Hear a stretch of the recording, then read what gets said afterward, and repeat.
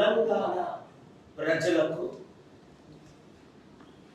తెలుగు రాష్ట్రాలకు ముఖ్యంగా మంచి రోజులు వచ్చాయి.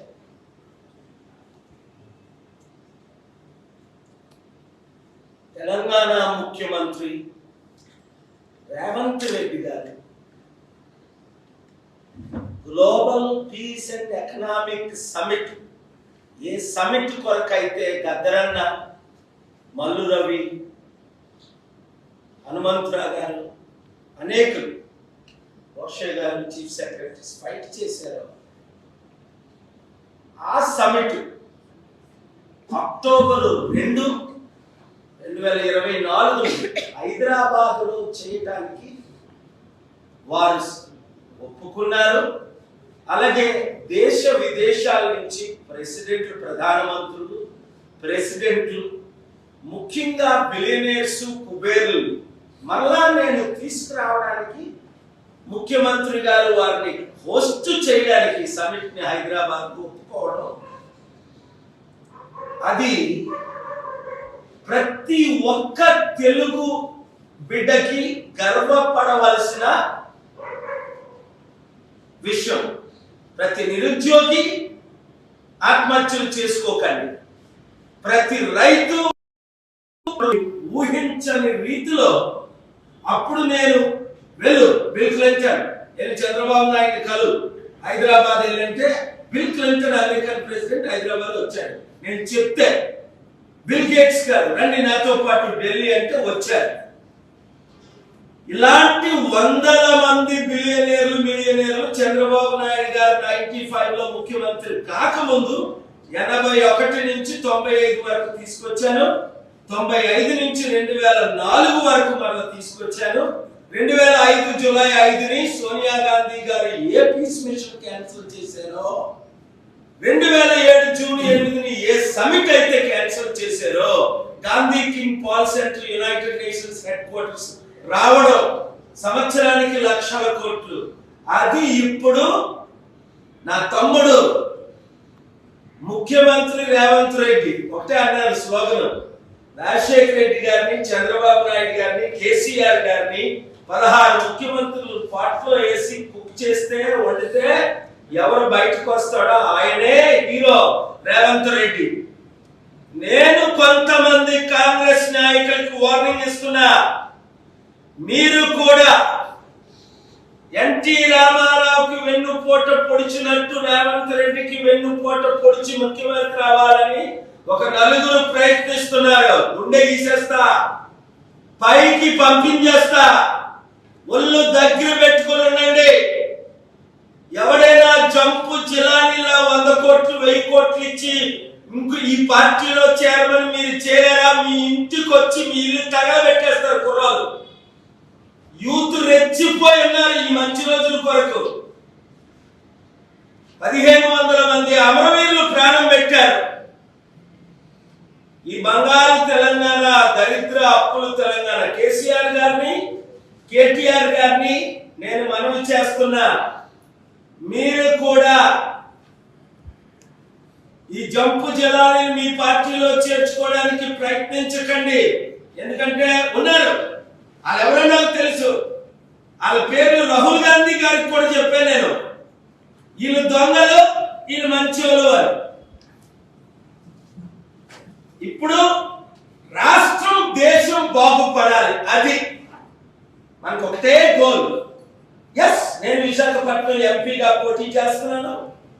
విశాఖపట్నం ఓటర్స్ 18 లక్షల మందికి గొప్ప సదవకాశం. ఎందుకంటే ఇప్పుడున్న ప్రతి ఒక్కరు పేరు చెప్పాల్సిన లేదు, చంద్రబాబు నాయుడు, జగన్మోహన్ రెడ్డి, పవన్ కళ్యాణ్, మోదీకి తొత్తులైపోయారు. చిరంజీవి మరలా పద్మ విభూషణకు అమ్ముడు పోయాడు. రాజ్యసభ యూపీ నుంచి ఇస్తే బీజేపీలో చేరి క్యాంపెయిన్ చేస్తాడట. అలాంటి బ్రతుకు బ్రతికే కట్టే చావే మేలని అపోస్తుండైన పౌల్ అన్నాడు చిరంజీవి. 2008లో పార్టీ పెట్టి 2011లో కాంగ్రెస్ కి ఒక మంత్రి పదవికి నువ్వు కాపులందరినీ 18% ఓట్లు అమ్మేశావే. 2014లో నీకు 1% కూడా ఓట్లు పడలేదే.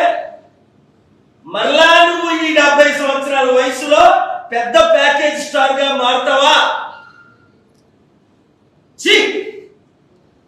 భారత రత్న 3 సార్లు ఇచ్చారు, తీసుకోలే. ప్రపోజ్ చేశారు ఎవరు? బాలయోగి గారు స్పీకర్ గా ఉండేటప్పుడు, ఎర్రమనాయుడు గారు మంత్రిగా ఉండేటప్పుడు, బీజేపీ తరఫున వైస్ ప్రెసిడెంట్ షెకావత్ గారు 7 సార్లు నోబెల్ పీస్ ప్రైజ్ 3 సార్లు ఇస్తూ వద్దన్నారు. అటెందుకు నోబెల్ పీస్ ప్రైజ్లు, భారత రత్నలు? తిండి లేని వారికి తిండి. ఈరోజు చూడండి రేవంత్ రెడ్డి గారు ఎంత చక్కగా ఎవరో తీయించారట, ఆ లేడీ ఆ చిన్న దుకాణం పెట్టుకుంటే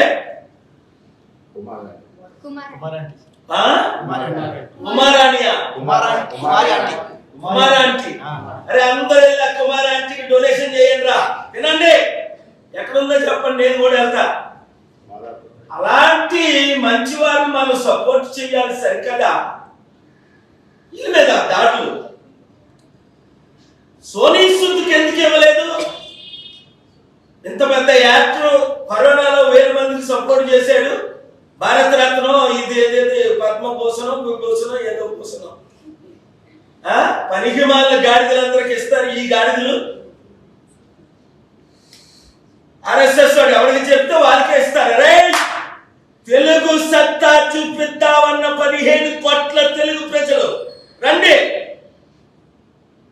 మన సత్తా మోదీకి చూపిద్దాం, మన సత్తా మోదీ తొత్తులకు చూపిద్దాం. చంద్రబాబు, జగన్, పవన్ కళ్యాణ్, చిరంజీవులందరికీ తెలుగు సత్తా. ఎన్టీఆర్ అనుచరులందరూ రండి. అది చంద్రబాబు గది దొంగ, వెన్నుపోటు పొడిచే గది దొంగ, చెట్టు పేరు చెప్పి కాయలు అమ్ముకుంటున్నారు వీళ్ళందరూ. అంబేద్కర్కి ఏమో 450 కోట్లు ఖర్చు పెట్టి విగ్రహం అట, రాజ్యాధికారం ఏమో వీరికి, మనకేమో విగ్రహాలు. ఎందుకు? మనం బీసీలు దళితులం కదా. నేను బీసీ కాపుని, దళితుల అమ్మాయిని పెళ్లి చేసుకున్నాను, కులాల మతాలకు అతీతంగా ఫైట్ చేస్తున్నాను 42 సంవత్సరాలు, 200 దేశాలు మద్దతు ఇచ్చాను. ఇప్పుడు చూడండి అక్టోబర్ 2 సమిటి ఎలాగ జరుగుతుందో చూడండి. జరగకుండా ఏ శక్తులు ఆపితే వాళ్ళ బటన్ నొక్కి పైకి పంపిస్తా. దేశంలో ఉన్న నెంబర్ 2 మంత్రి గారు నా ఫోన్ లోనే రేవంత్ రెడ్డి గారితో మాట్లాడారు, కంగ్రాచులేషన్స్ చెప్పారు, వెల్కమ్ చేసి చెప్పారు, వెల్కమ్ చేశారు. అది అందరూ కలిసి పని చేయాలి. 10 సంవత్సరాలు బంగారు తెలంగాణ, అప్పులు తెలంగాణ అయిపోయింది. ఇప్పుడు దాన్ని మార్చడానికి నేను కేసీఆర్ గారిని కూడా కలుస్తున్నాను. ఆహ్వానించారు, నేను కలుస్తా. అందరం కలిసి పనిచేద్దామని. ఎటువంటి రాంగ్ స్టెప్ ఏ ఒక్కరు వేసినా సహించేది లేదు. నేను రంగంలో దిగాను నా ప్రజల కొరకు, నా తెలుగు ప్రజల కొరకు. ఎందుకంటే 2005 జూలై 5లో పీస్ మిషన్ క్యాన్సిల్ అయ్యి 2007 జూన్ 8లో అప్పుడు TV9 8 గంటలు లైవ్ ఇచ్చింది.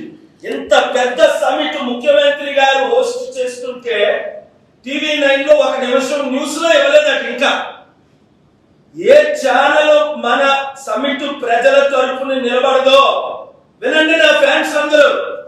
కోట్ల మంది మీరు యూట్యూబ్ ద్వారా చూస్తున్నారు. ఏ ఛానల్ మనకి కవరేజ్ ఇవ్వదో ఆపేయండి. లైఫ్ లో ఆ ఛానల్ చూడకండి, అది కూడా నేను క్యాంపెయిన్ చేస్తా. మోదీకి తొత్తులైన ఛానల్ ఏవి చూడకండి. ఇంకా నేను స్టార్ట్ చేయలేదు, చేస్తాను. కోర్టులో ఫైట్ చేస్తా. ప్రేమతోనే ఫైట్ చేశాను కేసీఆర్ గారితో. ఆయన నా మీద 3 కేసులు వేశారు, నేను 3 గెలిచాను. నేను ఆయన మీద 5 కేసులు వేశాను, 5 గెలిచాను. సమిట్ ఉన్నప్పుడు కోర్టు నుంచి ఆర్డర్ తెచ్చుకున్నాను. అక్టోబర్ 2, నవంబర్ 14 సిబిఐ ఆర్డర్ తీసుకొచ్చాం ఆ 4 ఎమ్మెల్యేల మీద. కామారెడ్డి రైతుల గురించి ఫైట్ చేసాం, ఆర్డర్ తీసుకొచ్చాం. సెక్రటరియట్ ఆయన పుట్టినరోజును ఓపెన్ చేయకూడదు అనుకున్నాం, ఆర్డర్ తీసుకొచ్చాం. ఇలా ప్రతిదీ ఆర్డర్స్ కోర్టులు ఉన్నాయి మనకు. Thank you very much.